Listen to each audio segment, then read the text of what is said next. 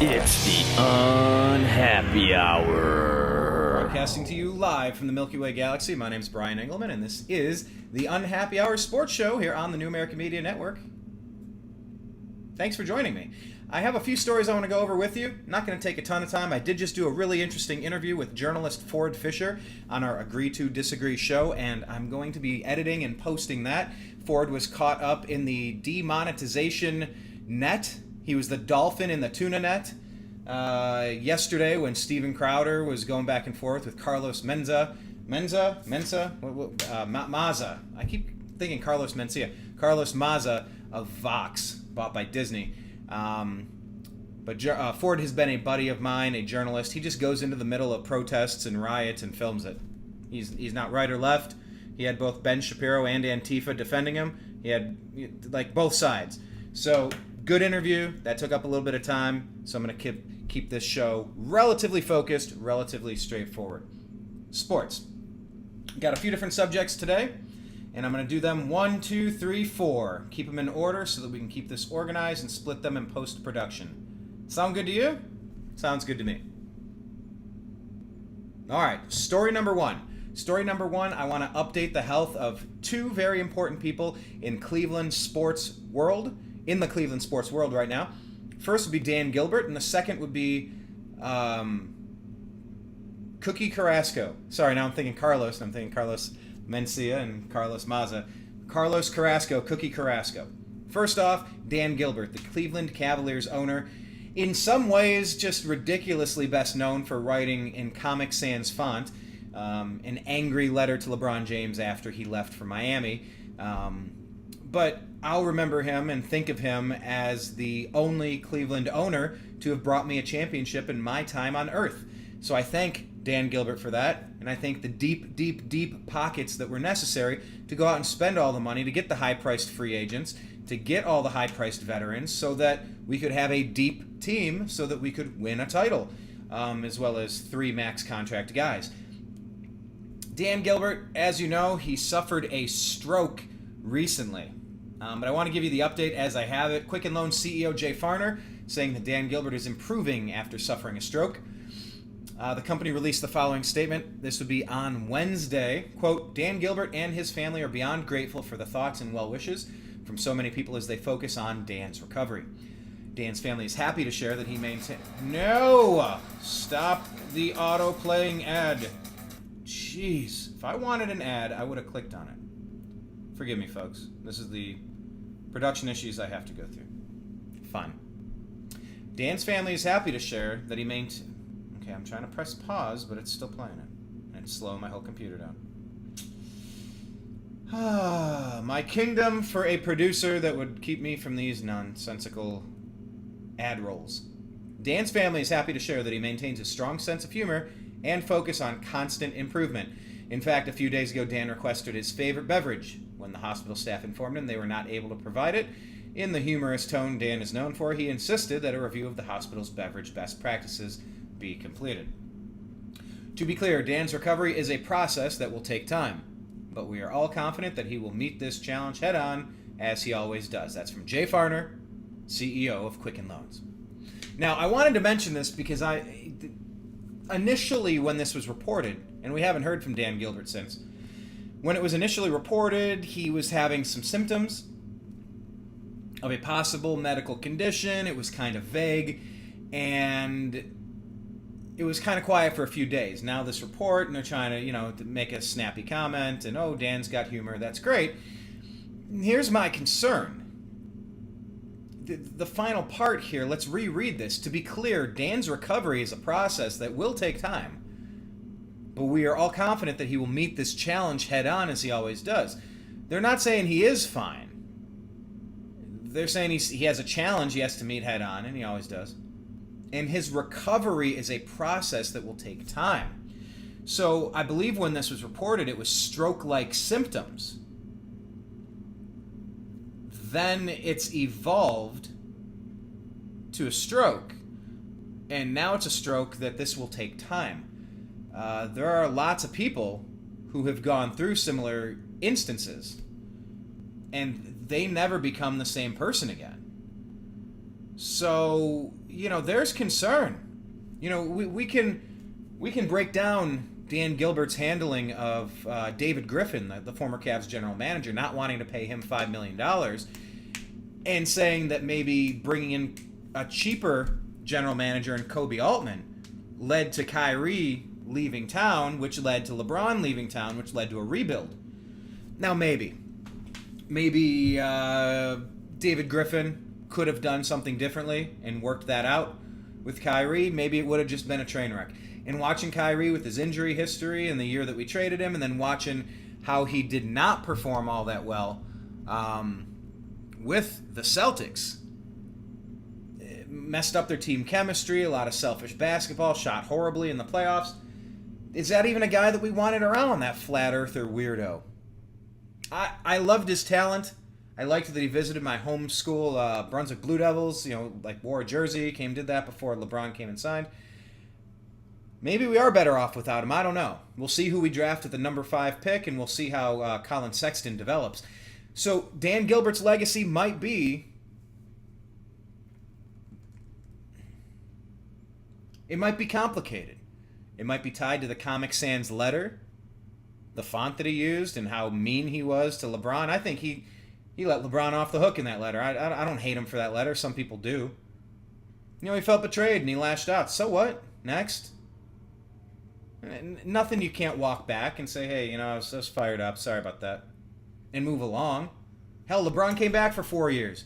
And Dan Gilbert spent. I think he was the highest spender in the league at that time. At least top 2, top 3. I think he was the biggest spender. So Dan Gilbert came to town. He, with all of his Detroit ties, spent money in Cleveland, built a casino in Cleveland, did a whole bunch of stuff in Cleveland. I wish Dan Gilbert nothing but speedy recovery, prayers. Keep you in my thoughts and prayers, hoping for a complete recovery, speedy recovery. But it does put the future of the Cleveland Cavaliers into doubt. The question is this time for LeBron James to come back and purchase the team? A lot of people wondered if there was a wink, wink, nudge, nudge kind of deal to sell it to LeBron when he came back anyway, kind of as a sweetener to make things right for Cleveland. I don't know. Time will tell. And I think LeBron has many, many, many years left of great basketball. I think he's going to play till he's 50 years old. He can definitely do it if he wants to. I don't know if he's going to want to. I think he will. He might play longer than his son Bronny's NBA career. Because he's a passer. He's just a smart player. He doesn't have to be a dunker. Look at Vince Carter. He's, 21 years in the league? LeBron takes care of himself just as well. So anyway, it just puts the future of the Cleveland Cavaliers into doubt if Dan is incapable of getting back to his duties as the owner. By the way, if you haven't seen that weird story, it's been told that people in the players' union with the NBA want the teams to get rid of the term owner because of slavery 240 years ago. I don't understand it. If every microaggression needs to be under the spotlight, how about the songs that LeBron and Bronny, that LeBron are singing in the back of his car and he's doing workouts and he's mouthing and singing along to, dropping the N-bomb all the time? I can't think of a bigger microaggression than continuing to use that word that should be really retired by everybody. So to get up in arms over the term owner, I own the Unhappy Hour. I own the New American Media. Am I allowed to own that? There's nothing racist about that. Nothing about slavery in the word owner. But the music that's embraced by the NBA culture keeps dropping N-bombs. I think there's a bit of a disconnect there. Kind of focusing on the wrong thing. So if all microaggressions have to be examined, start with the worst ones before you work your way down to owning a company and calling yourself an owner. Because that seems ridiculous in comparison to continuing to use the N-word that I kind of feel like that should be a retired word because it's just about the most degrading word you can think of. Just my thoughts. Anyway, second part of this on the Cleveland Sports Health Update Desk. Carlos Carasco, the Indians pitcher, who I was so proud of. I was so proud that he was able to become a United States citizen, I believe, in the offseason. So proud. You want people to come in and immigrate to the country legally, come through the front door, don't sneak through the back door. Awesome, good stuff. But bad news, the tribe's already down Mike Clevenger with an injury, down Corey Kluber with an injury. Now Carlos Carasco. Carlos is headed to the 10-day... That's the other thing. Major League Baseball changed the disabled list to the injured list. Disabled meaning you're not able to play baseball, but you got to change that. Got to change the name. Got to change the logo of the Cleveland Indians. No more Chief Wahoo. Once again, if you're going to start dealing with the microaggressions, how about the big ones first? Carlos is headed to the 10-day injured list with a non-baseball medical condition, and they do not know exactly when he's going to be back. 32-year-old Carlos Carasco was diagnosed with an unspecified blood condition after several weeks of feeling lethargic. That's not good news. Officials are stressing that they're still in the information gathering stage, and that Carasco is going to, quote, explore the optimal treatment and recovery options. The team says, we do not know when Carlos will rejoin the club, but expect him back at some point this season. At this time, our primary concern is Carlos's health, and we will respect his wishes to keep this a private matter. We ask everyone to keep Carlos and his family in their thoughts during this challenging time.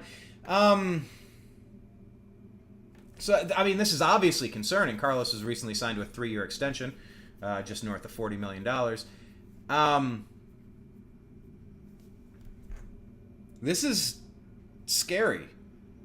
Could it be leukemia? Could it be something else?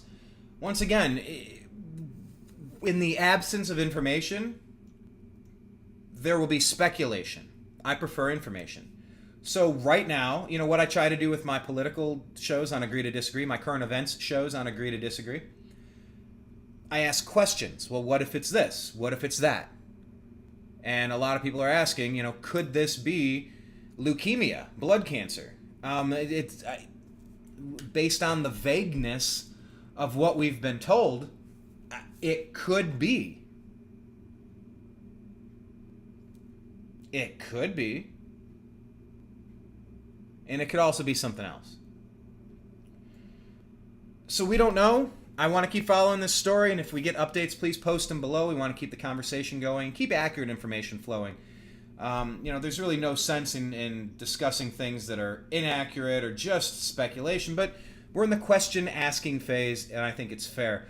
So as I said, Clevenger and Kluber are out. So is Jeffrey Rodriguez, all on the injured list. And we only have Zach Plesac, Shane Bieber, and Trevor Bauer currently on the active roster. So different things have happened, bringing Tyler Clippard up and optioning Greg Allen back to AAA. He was only hitting 169. Bringing up Nick Goody and John Edwards. What was supposed to be the strength of this Cleveland Indians team, which was the pitching staff, we have had quite a few injuries. And with those injuries, it's brought up a lot of challenges. Sorry, I'm clicking through here. There we go. Whoop. And perfect. So there's a lot of challenges with this team for Terry Francona to get figured out. He has us playing around 500 baseball, and luckily the Cleveland Indians have taken 2 of 3 from the Minnesota Twins. That's pretty impressive. We got a long way to go, but we're only a game out of the wild card race. A lot of season with 162 games, a really great deep pitching staff that we have, and we're starting to put up some runs again. A lot of home runs coming in the past 2 days. Let's hope that continues, and hope that the Indians can get their act together.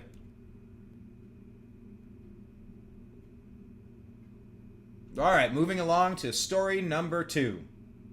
Story number 2 is Odell Beckham making his appearance yesterday at Cleveland Browns training camp. It's no longer the optional. This is the mandatory portion of the training camp. And let's listen to a little bit of Odell Beckham. Let's listen to a little bit of Odell Beckham right now. Oh, of course, it's going to be muted. Of course. Here we go.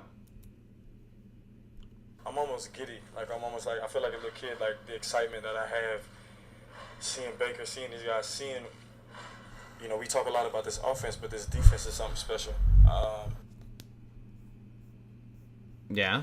And this team is really coming together. But, the good part about it is it's only June, beginning of June. Still got a lot of time. You still got a whole training camp to go through.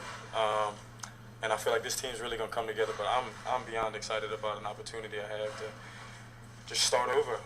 A new team. Obviously, the goal is always going to be the same. It's to hang banners. That's what you play this game for. But we know we got a lot of expectations. We know we got a lot of work to do. And I think we'll get there. I've watched Baker. Hanging banners. And that's what we all come here to do. I love that. There's nothing cocky, nothing dumb about that. That's what you want your guy to be saying. That's the reason that you're playing. You're not playing for personal reasons. You're playing to get the W's. You're playing to win it all. Yeah, of course you're not going to do it for free. You want to get paid, but to keep a good team together, it takes a lot of good players, and you need team players. And I think he really is excited. I think he's got a bit of a man crush on Baker Mayfield, and why wouldn't you? The guy can make every throw imaginable on the field. He can make every throw. When he gets open, he's going to get fed the rock. A lot more than when he was having, limp noodle arm Eli Manning throwing the ball to him. Of course he was getting frustrated. He was getting open and he couldn't get the ball. This is going to be sweet. I'm so excited. And you can just tell when he talks about being giddy, he's smiling. I mean, he's not a voluntary OTAs. Who cares? Look at him now. Smiling. He just bought a Cleveland Browns Rolls Royce. Come on. He ain't going anywhere. He's with his buddy Jarvis. He's got a great quarterback in Baker, a great organization around him. We're going to be just fine with him. Odell Beckham Jr. continues. I've watched Baker since Oklahoma. I think it's the confidence he carries himself with. You can't coach that on anybody. That's something that comes from within you. And he really has that, and it's on display always. I know you guys see it. You have to love that about him. He also, I'm going to have to get adjusted to the speed because he's got an arm. He's throwing that ball hard. So just catching him from the first day, it was like, wow, this is completely different. We all... To further my point, Odell Beckham, he's not used to having somebody throwing fastballs back there. And if you remember the beginning of the season, remember how Hugh Jackson, what a clown. The more I think about it, what a wasted opportunity by not starting Baker last year. But anyway, I digress. You remember Jarvis Landry in that first game, I believe it was against the Jets. I think it was in that game. Jarvis Landry was dropping a lot of passes, easy passes right in his hands. Because he hadn't had the chance to practice with Baker Mayfield. Baker didn't have a chance to work with the ones. He didn't have a chance to work with the starters. All he had was the limp noodle arm Tyrod Taylor. So all of a sudden when he's getting the darts thrown at him, he's getting the fastballs thrown at him, I mean, they were bouncing off their hands. All the receivers, because they weren't used to it. So right here, watching Odell Beckham speak, he's like, gotta get used to the speed of this. That's a quarterback that has the talent to make he has the arm talent to get you there. And if you can make the throw faster, you can throw the ball into smaller windows of opportunity and you can hit on plays that most other quarterbacks can't hit on. That's a big deal. Especially when you bring in one of the top 3 wide receivers in the league. Maybe the best receiver in the league based on his age and all the other factors.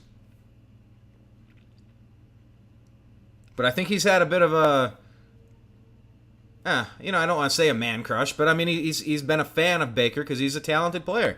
And now he's catching balls and he's got to get used to it. And I'm really excited to see it. Here we go. Speak about greatness and talk about legacy and legendary, and it's something that is all within us. Just finding ways to bring that out. I'm excited. I'm excited to be back with my brother first and foremost. It's, I know I've talked about it before, but it's still surreal. Like I sit next to him in a meeting and I just look over and like I just pat him. You know what I mean? Tell him I love him. Like this is crazy. Like I don't even know how to describe it. Is the chances of you making the NFL is already so slim, and then the chance of you being on the same team.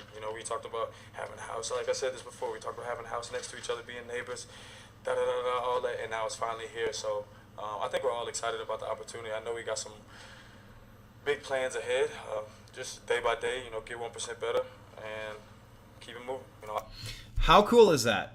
Jarvis Landry gets to come back and play with his best friend, Odell Beckham gets to come and join his best friend, Jarvis Landry. I don't know if you saw the cool video, but Jarvis Landry posted a little baby fawn, a little baby deer, walking up to his daughter and then following her around like they were instant buddies. It reminded me of like Evan Almighty or Bruce Almighty or whatever. Or Homer Simpson when all the animals follow him into the shower. There's something magnetic about Jarvis Landry. Don't fool yourself. Jarvis comes here and all these good things start happening. There's something magical about that dude. Bless him. Bless him. Remember how he almost single-handedly changed the culture in Berea with that rant about, and not a, rant takes on a bad connotation sometimes. So I don't mean it in a pejorative. I don't mean it in a negative way. I think it was necessary to come in and say what Jarvis Landry was saying. This, the bad attitude's contagious, bro. It's contagious. It's contagious, bro. You got to come in. You got to hustle. And I don't know that people were holding the team accountable at the time with the Johnny Manziels and the Josh Gordons and the drama and the nonsense. Jarvis Landry reminds me of a guy that walks around and little baby deer follow him.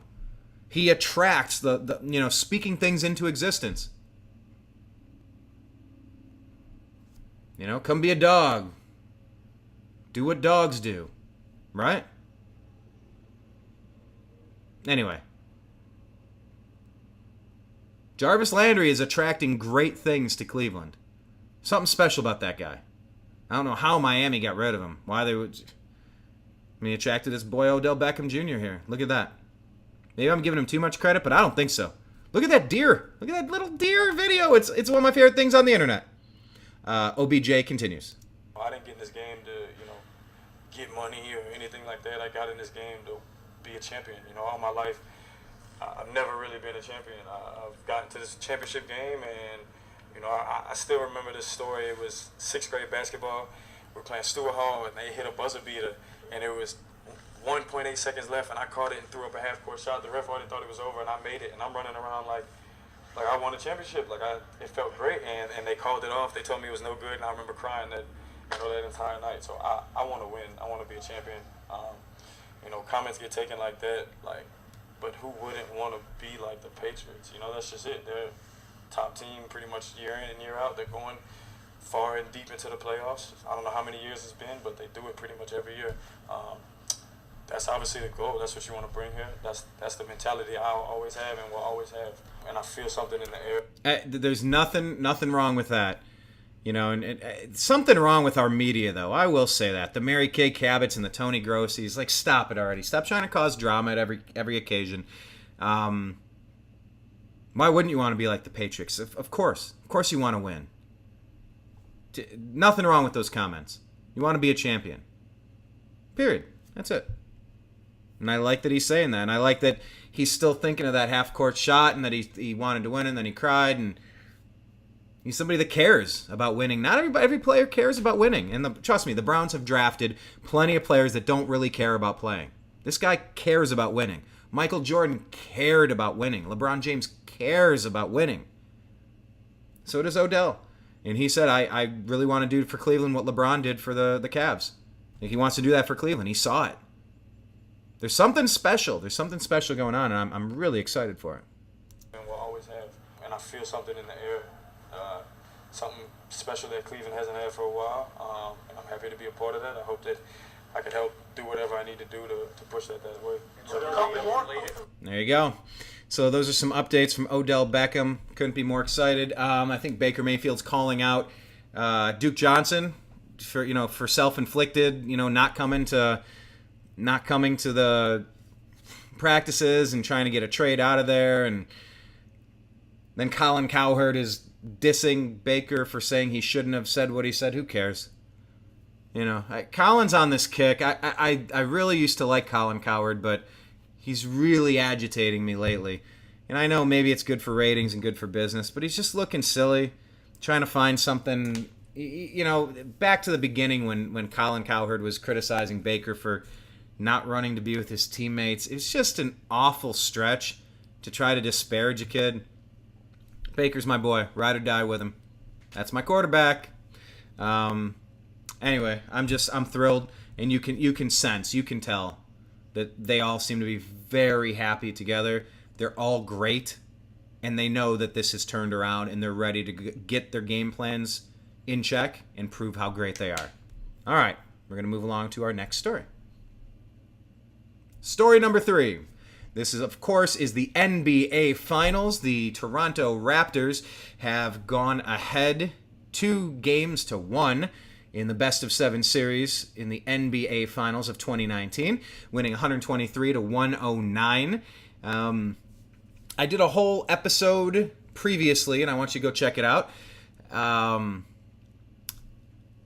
Oh, geez, getting all these comments, and I'm not checking them. Hi, everybody who's checking in. Hello to you. But I did a whole episode about how the Toronto Raptors are the team. They are the winners in the Kyrie Irving trade. I'll just give you the brief gist of it. Without Kyrie demanding the trade out of Cleveland, I don't know that our big three would have broken up. I don't think the Raptors would have advanced past us. I don't think LeBron would have went to Los Angeles. Maybe I'm wrong. Who knows? It's this conversation about parallel universes. I don't know.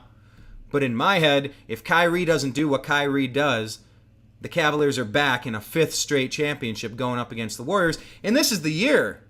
This would have been the perfect year for a healthy Cavs team to take out the Warriors again. And this is shaping up. I don't know how it's going to shape out, but it is shaping up for the possibility of becoming exactly what we saw in 2015. 2015, Kevin Love got injured by that dirty Kelly Olynyk over in Boston. Ripped his arm out of his socket. Cheap shot, jerk. Kyrie Irving shattered his kneecap in a fluke accident. What was that, in Game 1 of the Finals? We could have totally beaten that 2015 Warriors team. And if they don't win that year, I don't know if they get the swagger that they have. Then we win in 2016. Does Kevin Durant even go there? With a 2-time Eastern champion, 2-time NBA champion Cleveland Cavalier team looking for 3 in a row? Does Durant even go there? Does Draymond blow up on his teammates and start picking fights with Clay or Steph or Kerr? It changed the whole dynamics of things. So obviously the Warriors then get Kevin Durant, the second best player, third best player in the league, and they win in 2017 and 2018. Obviously the Cavs are in a rebuilding year now that Kyrie and LeBron James are gone, re-signing Kevin Love and restocking some talent with the number 5 overall pick this year and Colin Sexton, who we drafted last year. And Colin looked pretty good the second half of the season last year. But wouldn't it be fitting? Wouldn't it be fitting to see the Warriors go out with an injury-riddled whimper? Kind of the same way they won 2015 when they shouldn't have. Wouldn't it be fitting? Because leading into this, there was 2 questions. It was, do you want the Warriors to remain undefeated so that the only team to have beaten them is the Cleveland Cavaliers in their epic 1-3 comeback? They were down 3-1, and they came back in unprecedented fashion, just an epic championship. Or would you rather have them lose, the Warriors, because you dislike them that much? Well, I kind of hate them, and so I'm rooting against them. But yeah, it would be kind of nice to see that all-time great team. The only one that ever took them out was our team because we were the best. We David took out Goliath, and it was the Cleveland Cavaliers. It makes it even more legendary. They say with U.S. presidents, you don't write your legacy in office. It takes decades to kind of look back and see, the landscape of geopolitics and the economy and culture and Supreme Courts, and you have to take many steps back to really see it. So maybe that's the case.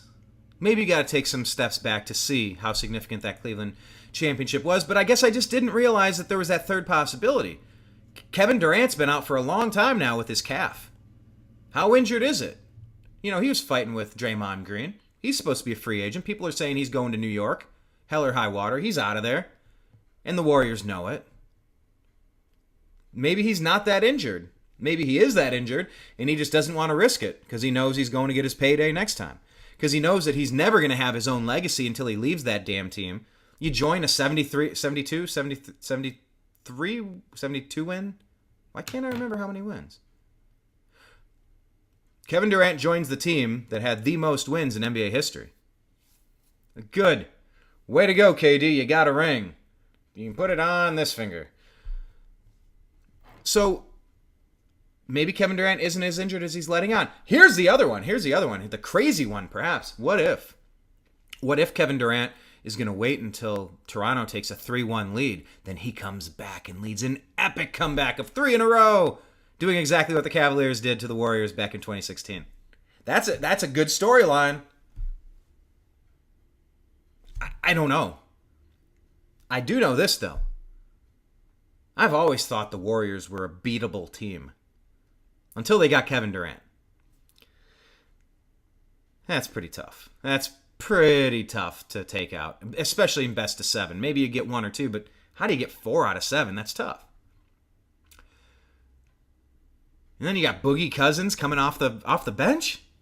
That's just unfair. I mean, that guy was a top 5, top 10, top 15 player a couple years ago.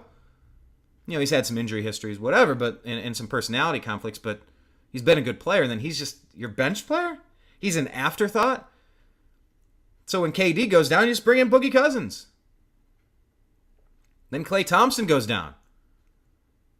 You know, you do reach a point, though. How much can you take? How much can you take? You look, just to go through this performance yesterday, Siakam had 18 points. Kawhi led the team with 30. Gasol looks great. You know, this is something the Warriors, you know, people are saying like the age of the big man is kind of done. I mean, between Siakam and Gasol, I mean, there's a lot of height that the Warriors don't really have answers to. You know, I'm just kind of... Yeah, they're out-rebounded 35-28, and it seems like a lot more than that, too. But Kyle Lowery went for 23. Danny Green had a lot of important points with 18. Then, of course, Van Fleet doing what Van Fleet does, getting you 11 points off the bench. Compare that to what the Warriors are doing. The Warriors, I mean, you had Steph, not quite 50% shooting, but he gets you 47 points. 47 points. That's a big deal. And then Draymond is the second highest scorer with 17. Iguodala with 11, then a bunch of single digits. I mean, if Klay Thompson doesn't come back, if Kevin Durant doesn't come back, this team's toast. And the Raptors will get a nice, cheap championship that I would applaud greatly as payback for what you got from us, Warriors, in 2015. But it just hurts that much more seeing what could have been. If Kyrie wasn't a diva, if LeBron didn't leave, this could be us taking down a depleted Warriors team, getting our second championship. It's not in the cards.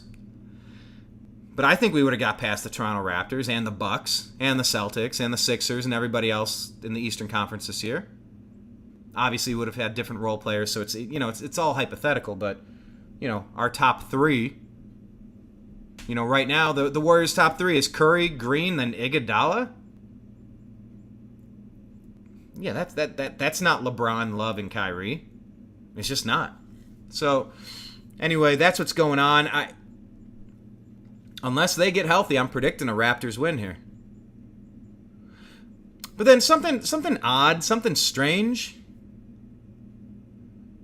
I want to talk about this too before I go. Mark Stevens, he's a Golden State Warriors investor. So he was sitting courtside, and Kyle Lowery did one of these full speed ahead, jumping into the stands, really smashing into a lady behind him kind of play. And then Mark Stevens, he reaches out and pushes Kyle Lowery. So a team representative must be held to the highest possible standard, and the conduct of Golden State Warriors investor Mark Stevens last night was beyond unacceptable and has no place in our league, the NBA says in a statement. As a review of this matter continues, Mr. Stevens will not be permitted to attend NBA games.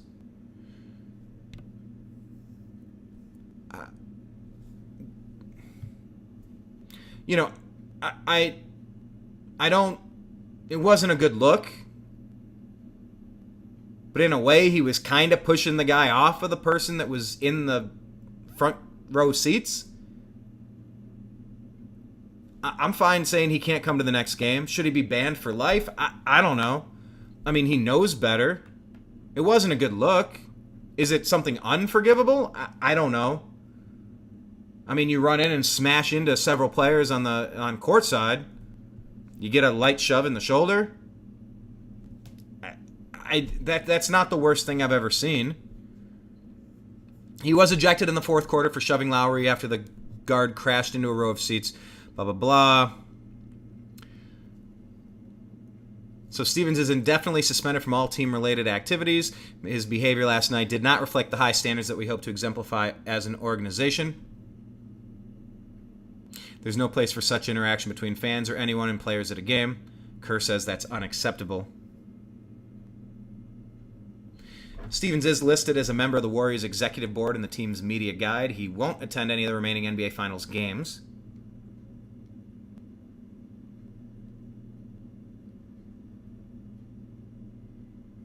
Lowery got up, complained to officials, and then they ejected him. Lowery saying there's no place for that. He had no reason to touch me. He had no reason to reach over two seats and then say some vulgar language to me. There's no place for people like that in our league. Hopefully he never comes back to an NBA game. So Steph Curry says, obviously it's an unfortunate situation all around. Credit Kyle for the way he handled it. It would have been bad. It would have been bad if Kyle Lowery retaliated. I mean, a push for a push wouldn't have been the worst thing in the world. No, I don't think I would have cared about that at all. 3 punches to the face would have been way too much, and that would have been really bad. And that could have easily happened in the heat of the moment, and that could have easily happened. So kudos to Kyle Lowery for not going there. LeBron James was watching the game on television, saying he couldn't and wouldn't be quiet about this. He said Stevens knew the rules more than just the average person sitting, watching the game courtside, and that's true. LeBron, there's absolutely no place in our beautiful game for that at all. There's so many issues here. When you sit courtside, you absolutely know what comes with being on the floor, and if you don't, it's on the back of the ticket itself that states it in the guidelines. But he himself, being a fan, but more importantly, being part owner of the Warriors, knew exactly what he was doing, which was so uncalled for. He knew the rules more than just the average person sitting watching the game courtside, so that something needs to be done ASAP. A swift action for his actions. Just think to yourself, what if Kyle Lowery would have reacted and put his hands back on him? You guys would be going crazy calling for him to be damn near put in jail, let alone being suspended for the rest of the finals, all because he's protecting himself. I've been quiet. LeBron's spelling. I've been quiet throughout the whole NBA playoffs, watching every game. Haven't missed one. But after I saw what I saw last night, took time to let it manifest into my thinking. I couldn't and wouldn't be quiet on this. So there's a zero-tolerance policy. We saw it with Russell Westbrook getting really upset with a fan for saying to get on his knees. And I don't know. I think that was more of a... I don't know. I think Westbrook said he thought it was a racial slander. I didn't see anything racial in that. I saw something as a sexual slander. You know, if you've been to a game and haven't heard people running their mouths, I don't know what to tell you, but that's kind of what happens at games. We all have to conduct ourselves the way that we do, and we've all maybe gone a little too far from time to time. But this is a good time. This is a learning moment to remember expectations and guidelines and boundaries for players touching each other or for players touching fans, fans touching players. You know, we obviously don't want to see anything what we saw with Ron Artest going up into the stands and getting into a fight with fans, and we don't want fans throwing stuff onto the field. You know, remember the Cleveland Stadium throwing batteries at the Broncos and snowballs and Bottlegate and stuff like that. So what I think is the guy should not go to this next game. I think there should be something punitive that happens. I think there should be some sort of an apology, maybe a handshake moment where he can apologize in person. I don't think there's anything irredeemable about what happened. I don't know what was said, so I'll reserve judgment. If you call it an MFer or an a-hole, or just said something in the spur of the moment, like, dude, you just blew into all of us, get out of here, or something like that. I don't know. I'll reserve the right to change my opinion if I find out that he said something even worse. But I don't see anything irredeemable. I think the dude should be able to apologize face to face. I think he should apologize face to face. And he should be banned from the next game. And he should make a contribution in Kyle Lowery's name to his favorite charity. He's a billionaire. Make it a deep investment to show that we're not going to tolerate this. This is not something that, that crossed a line in an apology. But we'll see. I mean, people are saying he should be banned from the league forever, and some people have very strong stance on it. I just see it more of a Kudos to Kyle Lowery for not escalating, though. That would have been really bad, and that's not because like some people are insinuating. Oh, that's a rich white guy, and that's a rich black guy. I guess that doesn't make sense that they're rich, but I don't think it's a race thing. I just think it was a moment that they'd probably both like a do-over. Especially the dude that pushed the basketball player. Or ban him. I'm not super invested in this story. I could see it from either perspective. But I think there's something about, in our society in 2019, it would probably be important and helpful if we could actually apologize if things go a little too far. Just to destroy people with every mistake, it gets a little old. Let he who is without sin amongst you cast the first stone. I don't know a single person that's lived a perfect life or somebody who hasn't had their emotions get the better of them from time to time. I've seen it and I've done it. I think we need more teachable moments and redemptive moments in our society, not less. I want more freedom of speech, not less.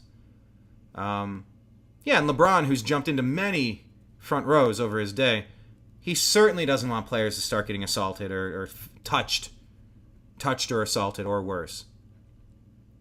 Or things thrown on the court or the field. And I get it. My heart is with you. I get what you're saying, LeBron. I agree. If the guy had punched him or something, then yeah, ban him for life and press charges. There's a push on the shoulder. How about a public apology and a nice deep donation to Kyle Lowery's favorite charity? Then we all get to move along. Am I wrong? That's my question of the day. What do you think about this?